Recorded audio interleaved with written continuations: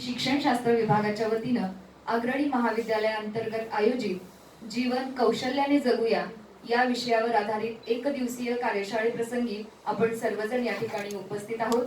आजच्या कार्यशाळेसाठी प्रमुख मार्गदर्शक म्हणून लाभलेले कला आणि वाणिज्य महाविद्यालय सातारा येथील माननीय प्राध्यापक डॉक्टर जमीन मोमीर सर या ठिकाणी उपस्थित आहेत। तसेच आजच्या कार्यशाळेचे अध्यक्ष आणि आपल्या कॉलेजचे प्राचार्य आदरणीय डॉक्टर मोहन राजमाने साहेब हेही या ठिकाणी मंचावरती उपस्थित आहेत।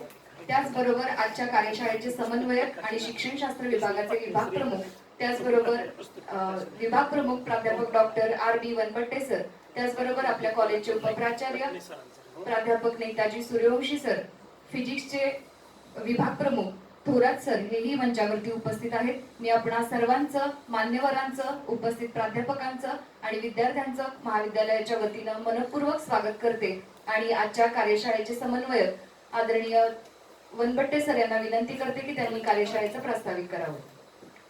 नमस्कार, गुड मॉर्निंग।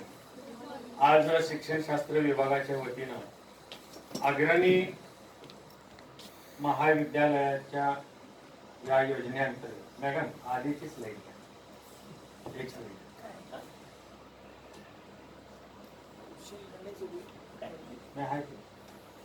परत ओपन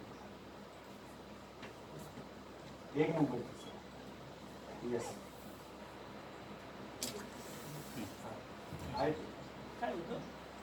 की दुसरी स्लाइड आजची गेस्ट लेक्चरची आहे।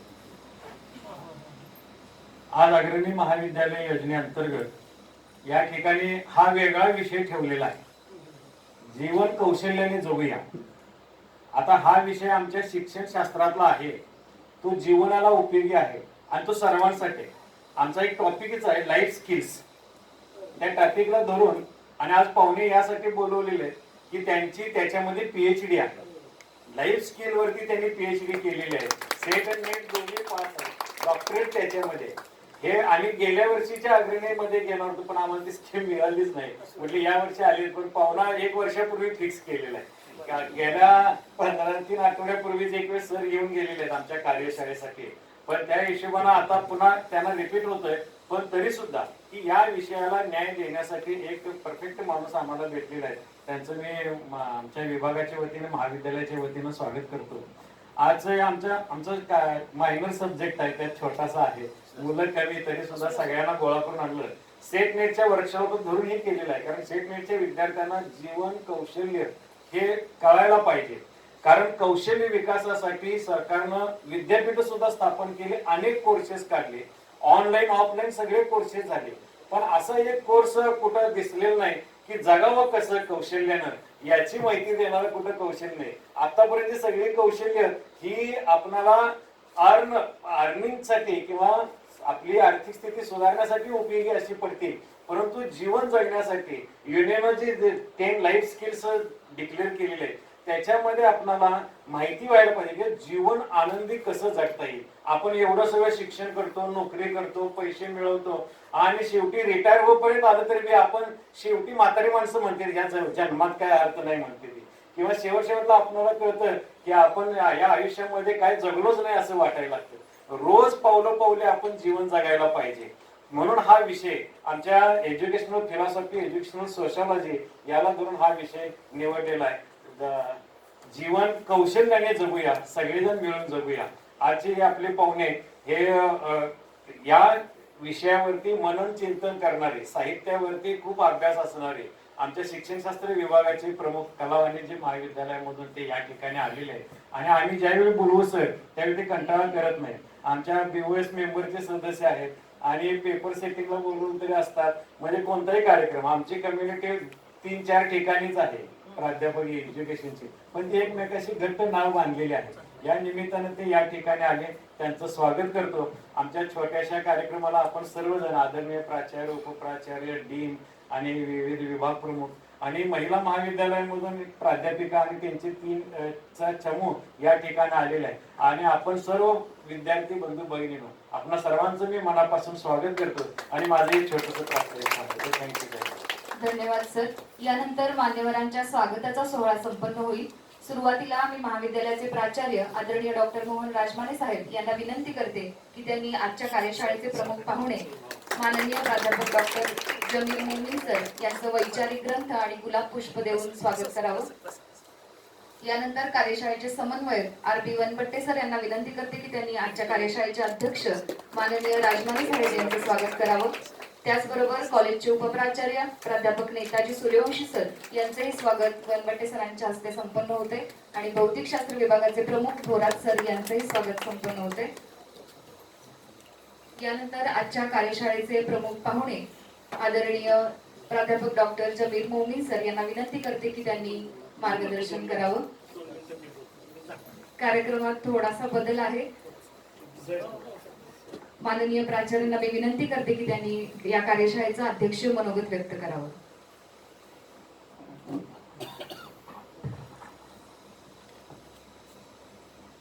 अग्रणी महाविद्यालय अंतर्गत आयोजित या कार्यक्रमाचे प्रमुख पाहुणे कला वाणिज्य महाविद्यालय सातारा येथील विभाग प्रमुख प्राध्यापक डॉक्टर जमीर मोमीन सर, महाविद्यालयाचे उपप्राचार्य प्राध्यापक नेताजी सूर्यवंशी सर, सायन्स विभागाचे dean doctor JB. Thorat sir, शिक्षणशास्त्र विभागाचे प्रमुख डॉक्टर वनपट्टे सर, माझे सर्व सहकारी प्राध्यापक, विविध महाविद्यालयातून आलेले विद्यार्थी, प्राध्यापक आणि मित्र हो.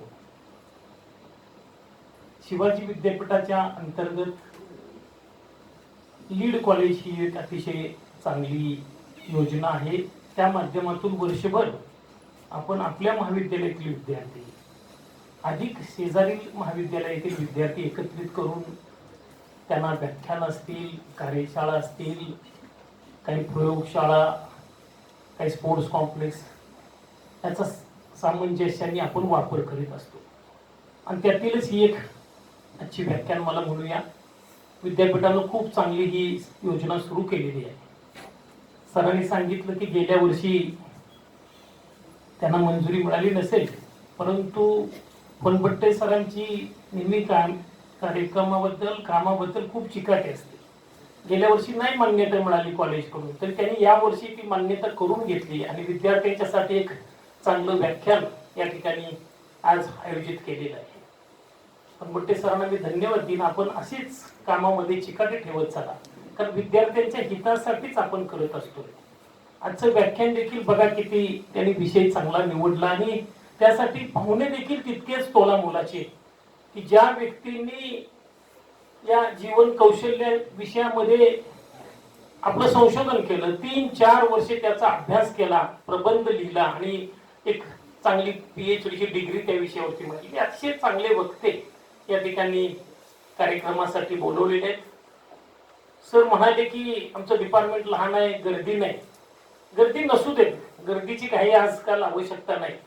गर्दीपेक्षा दर्दी लोक असणं महत्वाचं आहे. एज्युकेशन एक चांगला विषय आहे, कमी लोक असू देत, परंतु चांगले लोक असतात, अभ्यास करतात, प्रबोधन करतात, त्याचा निश्चितपणे त्या स्वतःला आणि समाजाला देखील फायदा होतो. आज घेतलेला विषय जीवन आनंदानं जगूया किंवा जीवन कौशल्यानं जगूया. मानवी जीवन काय अनेक वेळेला मिळेलच याची काही गॅरंटी कोण देऊ शकत नाही, परंतु जे जीवन आपल्याला मिळालेलं आहे, मानवी जीवन मिळालेलं आहे, ते आपण आनंदानं जगूया. आणि ते जगत असताना आपण आनंद घेऊया आणि इतरांना देखील आनंद देऊया.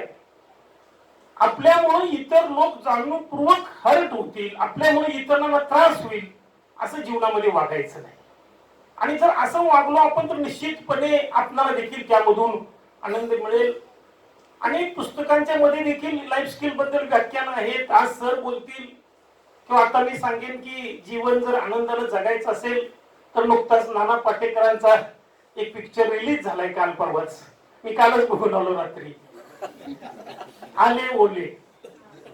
बघा तुम्ही तो पिक्चर बघत असताना आपणाला जीवनामध्ये आपण काय केलं पाहिजे, जीवन हे सर्व गोष्टींनी आपण आनंदानं जीवन जगलं पाहिजे हे त्याच्यामध्ये त्यांनी 2-2.5 तास जे सांगितलेलं आहे. तर आपण सुद्धा आनंदानं जीवन जगूया आणि इतरांना आपल्यामुळं आनंद देऊया, एवढंच या निमित्तानं सांगतो. या कार्यशाळेला शुभेच्छा देतो. मला आणखीन एक कार्यक्रम आहे, कार्यक्रम करून आलो हा दुसरा आणखीन एक तिसरा लगेच आहे आता 11 वाजता, म्हणून मला परवानगी. थँक्यू.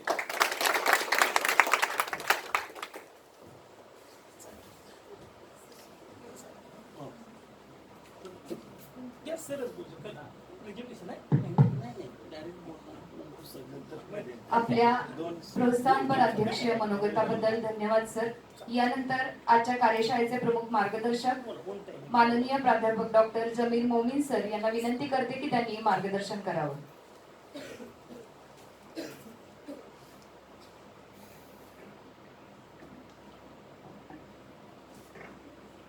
स्वराज्याचा संकल्प, त्याच्यासाठी योग्य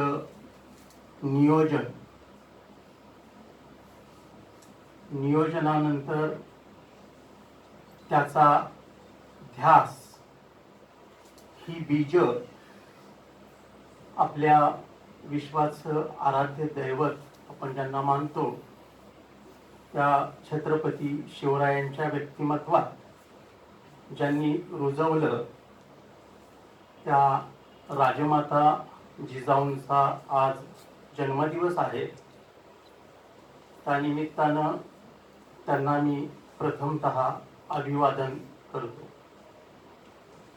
छत्रपती संभाजीराजांचे पुत्र आणि शिवरायांचे नातू पुण्यश्लोक थोरले शाहू महाराज यांचा आजच्याच दिवशी साताऱ्याच्या अजिंक्य तारा किल्ल्यावर राज्याभिषेक संपन्न झाला.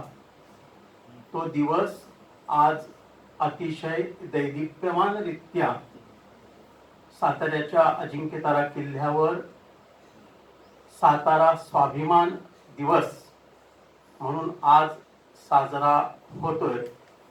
त्या पुण्यश्लोक थोरले छत्रपती शाहू महाराज यांना अभिवादन करतो. भारतीय आध्यात्मिक आणि वेदांतिक संस्कृतीचे आंतरराष्ट्रीय कीर्तीचे भाष्यकार स्वामी विवेकानंद यांचा सुद्धा आज जन्मदिवस आहे, जो आपण भारतामध्ये राष्ट्रीय युवा दिन म्हणून साजरा करतो. या निमित्तानं मी स्वामी विवेकानंदांच्या स्मृतीला देखील अभिवादन करतो. आज या अतिशय पुण्य आणि मंगलमय दिवसामध्ये रयत शिक्षण संस्थेच्या या सद्गुरू गाडगे महाराज महाविद्यालयाच्या पवित्र ज्ञानपीठावर मला आपल्याशी संवाद साधण्याची संधी मिळते, ही प्रथमतः माझ्या दृष्टीनं फार सन्मानाची बाब मी मानतो. आज या व्याख्यानाच्या निमित्ताने ज्ञानपीठावर आत्ताच उपस्थित राहिलेले या महाविद्यालयाचे अतिशय उपक्रमशील, गतिशील असे प्राचार्य आदरणीय प्राचार्य डॉक्टर राजमाने सर, माझे गुरु प्राध्यापक डॉक्टर रामचंद्र वनवट्टे सर, ज्ञानपीठावर उपस्थित असणारे सर्व विभाग प्रमुख प्राध्यापक आदरणीय कसबे सर, ज्यांच्या हिंदी विभागाच्या भित्तिपत्रिकेचं अतिशय स्तुत्यरित्या मला विमोचन करण्याची संधी त्यांनी उपलब्ध करून दिली, तो देखील माझा सन्मान झाला. कारण बाळांनो, या संकुलांना, रयत शिक्षण संस्थेच्या माध्यमिक, उच्च माध्यमिक, महाविद्यालयीन संकुलांना एक ध्यासाची परंपरा आहे. मी गेल्या वेळीही या विचारपीठावरून हेच मत व्यक्त केलं की मला रयत शिक्षण संस्थेच्या कोणत्याही विचारपीठावरून बोलताना आणि त्या संकुलात प्रवेश केल्यानंतर शैक्षणिक ध्यासाचा अनुभव येतो आणि म्हणून मी हा माझा सन्मान समजतो. या निमित्तानं ज्ञानपीठावर आणि ज्ञानपीठाच्या समोर उपस्थित असलेले सर्व विद्यार्थी, प्राध्यापक बंधू आणि भगिनींनो, आज सरांनी मला विषय दिलाय जीवन कौशल्यानं जगूया. विद्यार्थ्यांच्या आयुष्यात त्यांना कौशल्यानं जगवायची आणि जगण्यासाठी पात्र बनवायची भूमिका, योगदान आणि जबाबदारी ही शिक्षकाची असते. शिक्षकाची एक फार सुंदर व्याख्या आहे. Teacher is one who has certain golden virtues within himself and who tries to imbibe those virtues among his students for his own benefit, for their benefit and for the benefit of the nation. शिक्षक कोण आहे? तर शिक्षक ही स्वतः एक अशी गुणवान व्यक्ती आहे की तिच्या स्वतःच्या अंगी असलेले मूल्य आणि कौशल्य ती व्यक्ती सातत्याने आपल्या विद्यार्थ्याच्या अंगी रुजवण्याचा प्रयत्न करत असते. स्वतःच्या उन्नतीसाठी, त्या विद्यार्थ्यांच्या उन्नतीसाठी आणि अनुषंगाने संपूर्ण राष्ट्राच्या उन्नतीसाठी. म्हणजेच शिक्षकाची भूमिका ही man making and nation building ची आहे, जी स्वामी विवेकानंदांना अभिप्रेत होती. ही शिक्षकाची भूमिका आहे. मग शिक्षक ही भूमिका कोणत्या प्रक्रियेद्वारे विद्यार्थ्यांच्या अंगी रुजवतो? तर त्याच्यामध्ये दोन प्रक्रिया आहेत. विद्यार्थ्यांना ॲक्विजिशन ऑफ नॉलेज करून देतो.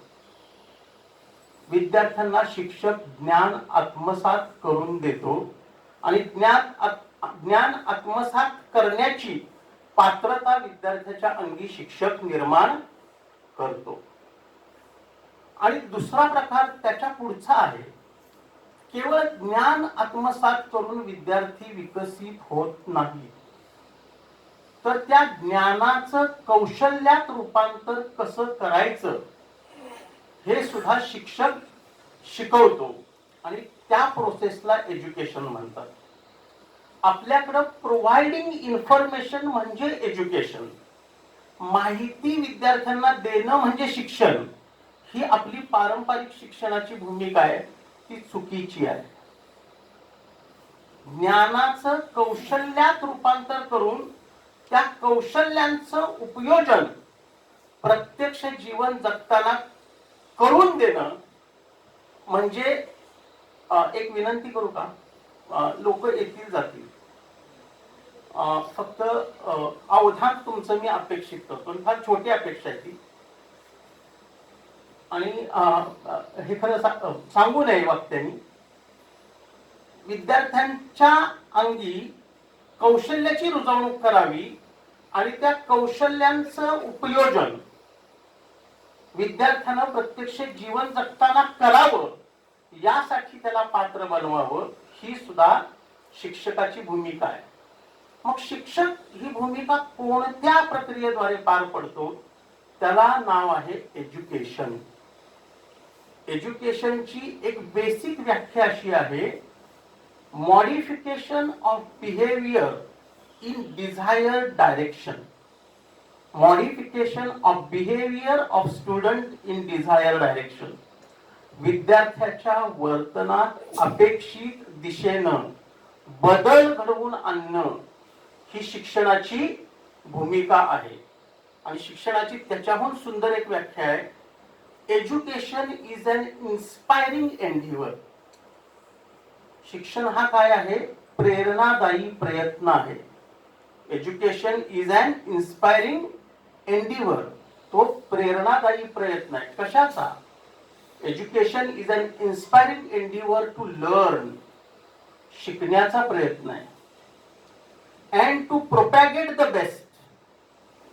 जे शिकलोय त्याचा प्रचार करण्याचा प्रयत्न आहे.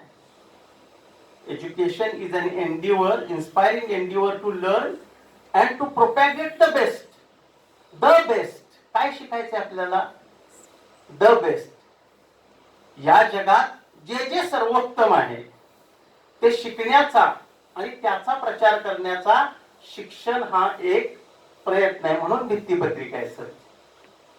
जे जे सर्वोत्तम आहे ते हिंदी दिवसाच्या निमित्तानं विद्यार्थ्यांना ज्ञात व्हावं, जीवन कौशल्यानं जगावं, त्यातलं जे सर्वोत्तम आहे ते शिकण्याचा आणि त्याचा प्रचार आणि प्रसार करण्याचा शिक्षण हा एक प्रेरणादायी प्रयत्न आहे. Education is an endeavour to learn and to propagate the best that is non.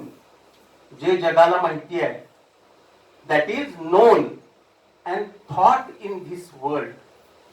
सर्वोत्तम कुठलं की जे जगाला माहिती आहे असं सर्वोत्तम, आणि ज्याच्या बाबतीत हे जग विचार करतं असं सर्वोत्तम शिकण्याचा आणि त्याचा प्रचार करण्याचा हा प्रयत्न आहे. आणि मग कशासाठी हा प्रयत्न आहे?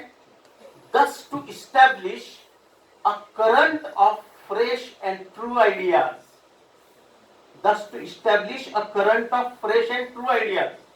कशासाठी? आपल्याला जगात जे सर्वोत्तम आहे त्याचा प्रचार करायचा आहे, त्याचा प्रसार करायचा आहे. तर आपल्याला एक प्रवाह स्थापित करायचा आहे. कसला प्रवाह स्थापित करायचा आहे?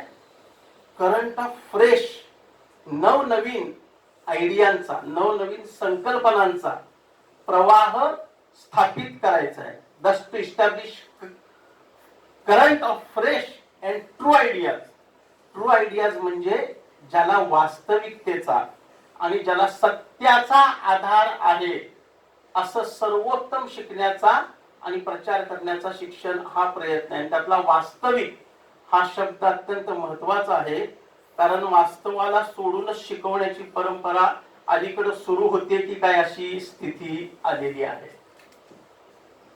आणि ती विद्यार्थ्यांना भविष्यात कुठं घेऊन जाणार आहे, ते आधुनिक होणार आहेत का अर्वाचीन प्राचीन होणार आहे, ह्याच्या बाबतीतच साशंकता माझ्या मनात उत्पन्न होते. आता तुम्ही म्हणाल सर एवढं सगळं सांगितलं, ह्याच्यात जीवन कुठं आहे?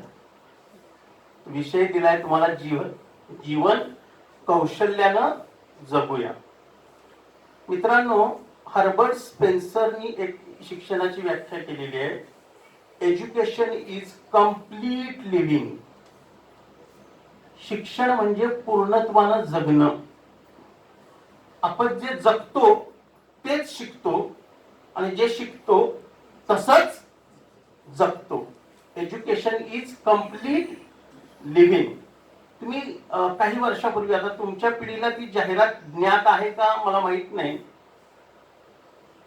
The complete man since 1925 Raymond's अशी एक जाहिरात टीव्हीला यायची. काय? The complete man. त्या जाहिरातीमध्ये काय दाखवलं जायचं?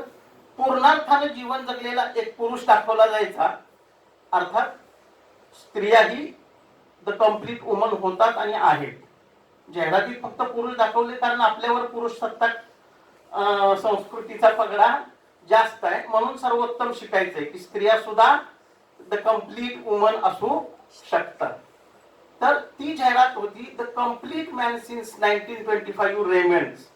म्हणजे रेमंडचा पोशाख परिधान करण्याचा कुणाला अधिकार आहे किंवा कुणाला शोभतं ते, तर जो कम्प्लीट मॅन आहे. मग कम्प्लीट मॅन हा केवळ ज्ञान ग्रहणाच्या प्रक्रियेतून होत नाही, त्याचं रूपांतर कौशल्यात झालं पाहिजे. आता मी गाडीतून येत असताना एक युट्यूबवर व्हिडिओ ऐकला, वर्ल्ड हॅपीनेस इंडेक्स. आता मी विषयाकडे येतोय. ती विषयाची पार्श्वभूमी सांगणं पण तेवढंच गरजेचं होतं. वर्ल्ड हॅपीनेस इंडेक्स 2023 मध्ये तुम्हाला काय वाटतं? एक मला सांगा, जगातला सर्वात आत्ता मानला जाणारा यशस्वी देश, आर्थिक दृष्ट्या सक्षम देश, भौतिक सुविधांनी परिपूर्ण देश कोणता आहे जगातला? आता भौतिक सुविधांनी, साधन सामुग्रींनी जिथं जाण्याचं आपलं ड्रीम असतं तो देश कुठं आहे? कुठला आहे?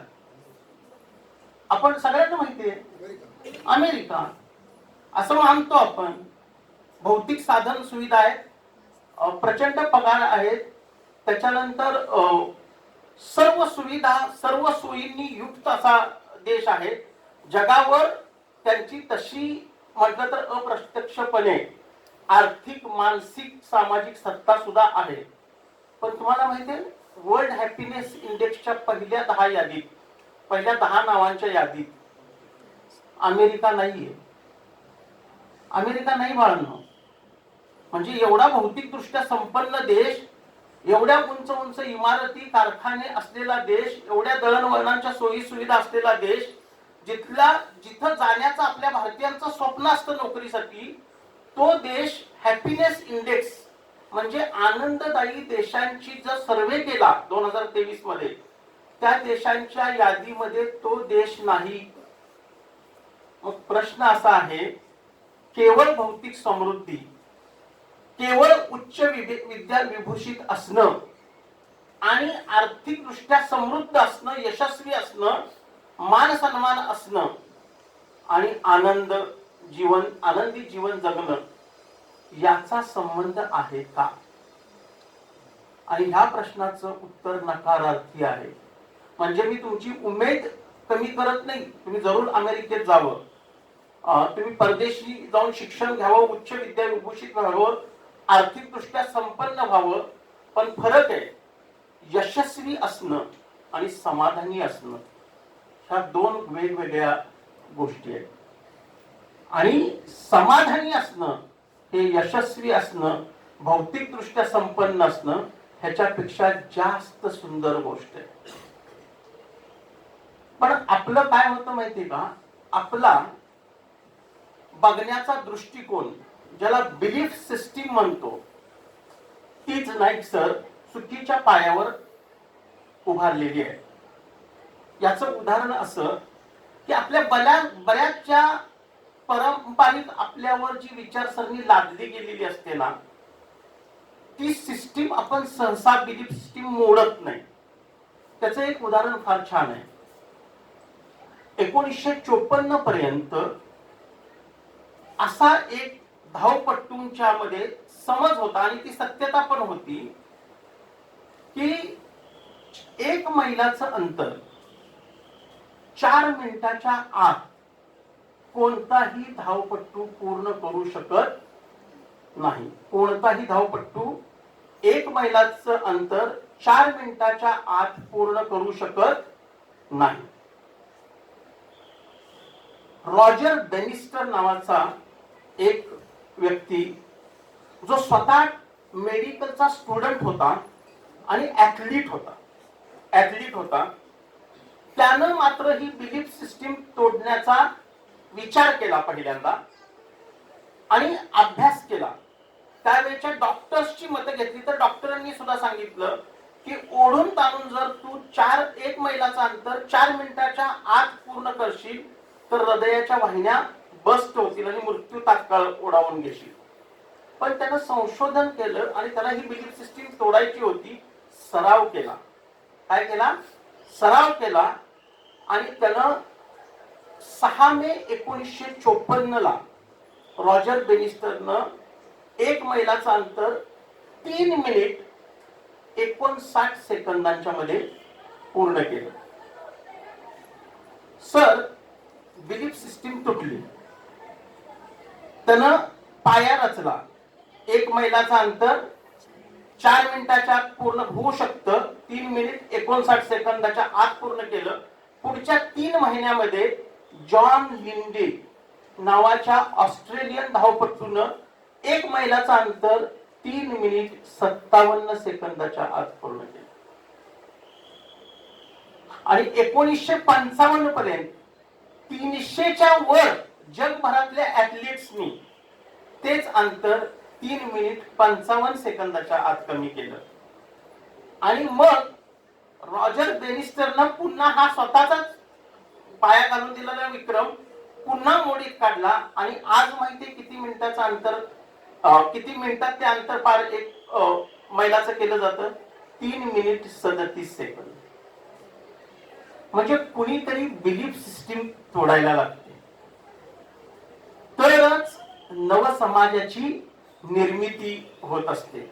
आणि नवसमाजाची जर निर्मिती व्हायची असेल तर सर कोणत्याही शाखेचा विद्यार्थी असून दे, त्याला 2 प्रकारची स्किल्स अवगत असण्याची गरज आहे. 2 प्रकारची स्किल्स. तुम्ही BCA चे असाल तर तुमचं डोमेन नॉलेज हे कॉम्प्युटर सायन्सचं असतं किंवा कॉम्प्युटर अप्लिकेशन्सचं असतं. तुम्ही मेकॅनिकल इंजिनिअरिंगचे स्टुडंट असाल तर मेकॅनिकल इंजिनिअरिंग हे तुमचं डोमेन नॉलेज असतं.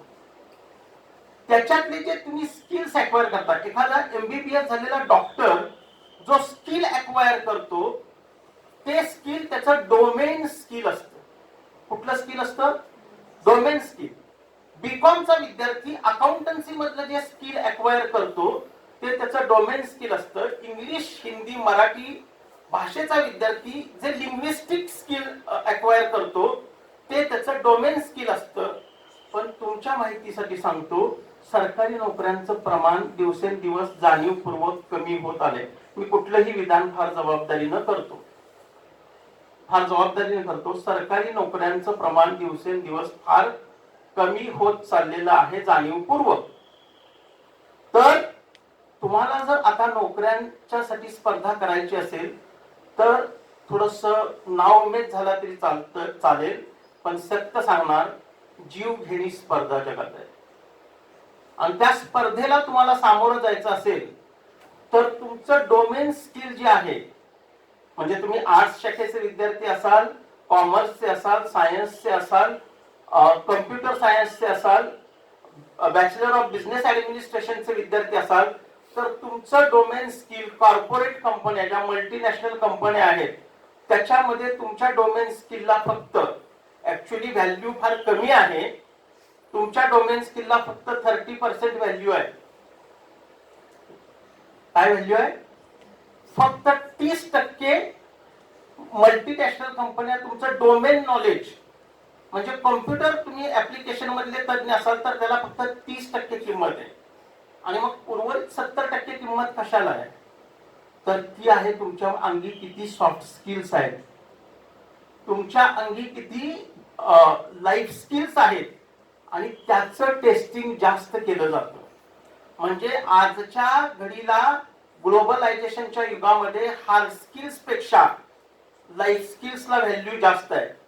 उदाहरणार्थ, कम्प्युटर सायन्सची डिग्री घेतलेले 2 विद्यार्थी असतील आणि त्यांना समान मार्क असतील आणि त्यांना जर नेमायचं असेल तर मुलाखतीद्वारे वेगवेगळ्या टेस्टद्वारे त्यांची लाईफ स्किल्स टेस्ट केली जातात. कुठली टेस्ट केली जातात सर? Skills, life skills. ह्याच्या बाबतीमध्ये म्हणजे तुम्ही मानवी संबंध कसे तिथं कंपनीमध्ये व्यवस्थित राखाल, तुम्ही कम्युनिकेशन स्किल्स तुमचं कसं डेव्हलप होऊ शकेल, आणि त्याद्वारे तुम्ही कंपनीचे एक चांगले एम्प्लॉई म्हणून कसे कार्यरत व्हाल, ह्याच्यासाठी तुमचं डोमेन नॉलेजला फक्त 30% व्हॅल्यू आहे. 70% व्हॅल्यू ही तुमच्या लाईफ स्किल्सला किंवा सॉफ्ट स्किल्सला आहे. त्याचं एक छान उदाहरण सांगतो. लीडरशिप नावाचं एक स्किल आहे जे तुमच्या पुस्तकात तुम्हाला शिकवलं जात नाही. तुम्हाला बीकॉमच्या डिग्रीतून अकाउंटन्सी शिकवतात, बिझनेस ऍडमिनिस्ट्रेशन शिकवतात, इकॉनॉमिक्स शिकवतात, वेब ऍप्लिकेशन शिकवतात, पण लीडरशिपचं स्किलला मॅनेजमेंटच्या सब्जेक्टमध्ये किती वेटेज आहे? तर ते वेटेज फार कमी आहे सर. मग बीकॉम झालेले काही विद्यार्थी, BBA झालेले काही विद्यार्थी हे तिथंच राहतात, लागलेल्या सर्व्हिसच्या त्याच टप्प्यावर राहतात, पण 2-4 वर्षामध्ये काही विद्यार्थी मात्र अनन्यसाधारण प्रगती करतात. कशाच्या जोरावर माहितीये? लाईफ स्किल्सच्या जोरावर. मग हे लीडरशिपचं स्किल काय आहे? तर अब्दुल कलामांच्या जीवनातला सर फार सुंदर एक प्रसंग आहे, तुम्ही ऐकलाही असेल कदाचित. 1970 सालापासून अगदी विक्रम साराभाई, प्रोफेसर सतीश धवन, होमी जहांगीर भाभा यांच्या काळापासून ते 1970 पर्यंत आपण अवकाश तंत्रज्ञानामध्ये झेप घेण्याचा प्रयत्न केला. आणि 1970 साली एक प्रकल्पाला सुरुवात झाली SLV-3 सॅटेलाइट लॉन्चिंग करण्याच्या. आणि त्या SLV-3 सॅटेलाइट लॉन्चिंगची जी पूर्ण संशोधन होतं ते 1979 साली परिपूर्ण झालं. आणि श्रीहरिकोटा येथे जे इस्रोचं सेंटर आहे, पूर्वी विक्रम साराभाई सेंटर होतं, ही सगळी माहिती तुमच्याकडे असणं हे सुद्धा स्किल आहे बरं का. मी जी सांगतोय ती माहिती असणं म्हणजे जनरल अवेअर असणं, करंट अफेअर्सचा अवेअरनेस असणं हे सुद्धा स्किल आहे. ही माहिती नवीन नाहीये, जगाला उपलब्ध आहे, पण माझ्या समोर बसलेल्या श्रोत्यांच्या मध्ये किती जणांना उपलब्ध आहे हे मॅडम स्किल आहे, जे आपल्याला विद्यार्थ्यांच्या अंगी रुजवायचे, ती माहिती कॅप्चर करायला पाहिजे. मग 1979 साली विक्रम साराभाई सेंटर मधून SLV-3 इस्रो श्रीहरिकोट्यामध्ये आणलं गेलं आणि लॉन्चिंग करण्याचा दिवस उजाडला. त्या दिवशी डॉक्टर APJ अब्दुल कलाम हे प्रोजेक्ट डायरेक्टर होते. APJ Abdul Kalam project director होते. सर्व सिस्टीम ही कम्प्युटराइज्ड होती. त्याला दोन मोड होते, एक मोड कम्प्युटराइज्ड आणि दुसरा मोड मॅन्युअल मोड. तर ते कम्प्युटर मोड मध्ये ते घातलं, सॅटेलाइट लॉन्च करायची प्रक्रिया सुरू केली आणि ज्यावेळी टी 10 मिनिटं सॅटेलाइट आता लॉन्च होणार आहे त्यावेळी T-10 तुम्ही बघितलं असेल चांद्रयान लॉन्च करण्याच्या वेळी ते कसं स्क्रीनवर T-10, T-9, T-8, T-7, T-6, T-5, 4, 3, 1, T-60 second, T-50 second, T-40 second. 40 second ज्यावेळी आलं त्यावेळी कम्प्युटरने बीप दिली, डोंट लॉन्च. आता विचार करा, अख्खा भारत देश, पहिलंच लॉन्चिंग आहे आपलं सॅटेलाइटचं, अख्खा भारत देश तिकडे डोळे लावून बसलाय लॉन्चिंग कडे. मला वाटते त्यावेळी कमी टीव्ही असतील, त्यामुळं रेडिओवर ऐकत असतील लोक लॉन्चिंगची काय प्रक्रिया सुरू आहे. आणि डॉक्टर APJ अब्दुल कलाम पुढचीत आहेत. प्रोफेसर सतीश धवन जे इस्रोचे हेड आहेत ते त्यांच्या केबिन मध्ये बसलेले आहेत आणि त्यांच्या पाठीमागं, कलामांच्या पाठीमागं एक्सपर्ट सायंटिस्ट, एक्सपर्ट टेक्नॉलॉजिस्ट, अवकाश तंत्रज्ञानातले फार तज्ञ लोक पाठीमागं सगळे बसलेले आहेत कॉम्प्युटरवर. आणि कलामांच्या समोरचा कॉम्प्युटर सांगतो डोंट लॉन्च, कारण सॅटेलाइट लॉन्चरच्या दुसऱ्या फेज मध्ये ऑइल लीक झालेलं आहे. आता प्रश्न आहे, लॉन्च करायचं की नाही. लॉन्च नाही केलं अख्खा भारत नाउमेद होणार आणि लॉन्च करून जर का पडलं तर गुन्हा होणार. निर्णय घ्यायचा आहे. त्यांनी कलामांनी ते लॉन्चिंग थोडा वेळ थांबवलं आणि कन्सल्ट केलं बाजूच्या आपल्या एक्सपर्टशी, सायंटिस्टशी. तर त्यांना सांगण्यात आलं की सर लॉन्च करा, कारण जरी कॉम्प्युटर तसं दाखवत असलं तरी त्याच्यामध्ये इनफ फ्युएल आहे हे त्यांना एक्सपर्टनी सांगितलं. आणि एक्सपर्टनी सांगितल्यानंतर कलामांनी निर्णय घेतला आणि ते मॅन्युअल मोडवर आणलं लॉन्चर. आणि मॅन्युअल मोडनी T-0 झाल्यानंतर ते लॉन्च केलं. ते पहिल्या ऑर्बिट मध्ये व्यवस्थित फिरलं आणि दुसऱ्या ऑर्बिट मधनं ते ऑइल लीक झाल्यामुळे आणि मॅन्युअल मोडवर असल्यामुळे बंगालच्या उपसागरात जाऊन ढासळलं. ही घटना साधी नाहीये बरं का मित्रांनो, तुम्हाला वाटती तेवढी ही घटना साधी नाहीये. करोडो रुपयाचा देशाचा खर्च या सॅटेलाइट लॉन्चिंगच्या SLV-3च्या लॉन्चिंगच्या प्रक्रियेवर झालेला आहे. 10 वर्ष राबलेले आहेत सायंटिस्ट, टेक्नॉलॉजिस्ट, त्याच्यानंतर अवकाश तंत्रज्ञानातले एक्सपर्ट, स्टॅटिस्टिशियन, कॉम्प्युटर तज्ञ. 10 वर्षाची मेहनत आहे आणि ती 10 वर्षाची मेहनत 40 सेकंदाच्या आत बंगालच्या उपसागराच्या पाण्यात जाऊन पडलेली आहे. काय प्रेशर असेल कलामांच्यावर विचार करा तुम्ही. ही बाब आत केबिन मध्ये बसलेल्या सतीश धवन यांना कळाली लगेच. सतीश धवन आले, त्यांना माहित होतं पुढे काय होणार आहे. त्यांनी कलामांना बरोबर घेतलं, चला आता प्रेस कॉन्फरन्सला आपण सामोरे जाऊया. कारण प्रेस विचारणार ना प्रश्न, करोडो रुपये तुम्ही बंगालच्या उपसागरामध्ये घातले आणि ह्या एकट्या माणसांनी घातले. सतीश धवनांनी कलामांना आणि त्यांच्या बरोबरच्या साथीदारांना बरोबर घेतलं. प्रेस कॉन्फरन्स सर स्वतः फेस केली इस्रोचे प्रमुख आणि त्यांना सांगितलं हे अपयश माझ्या साथीदारांचं नाही, हे अपयश माझं आहे. माझ्या व्यवस्थापनामध्ये कुठेतरी चूक झालेली असणार आहे आणि तुम्हाला मी ही ग्वाही देतो की माझी ही सायंटिस्टची जी टीम आहे ती इतकी इफिशियंट आहे की पुढच्या 1 वर्षामध्ये मी SLV3 लॉन्च करून दाखवेन आणि जुलै 1980 मध्ये SLV3 कलामांच्याच डायरेक्टरशिप खाली सतीश धवनच इस्रोचे प्रमुख असताना यशस्वीरित्या त्या SLV3चं प्रक्षेपण झालं.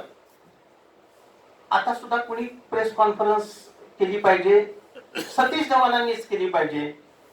यश मिळालंय ना इस्रोचे हेड म्हणून.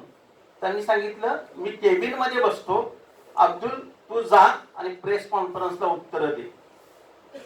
काय शिकला या स्टोरी मधून तुम्ही? लीडर कोण होतो?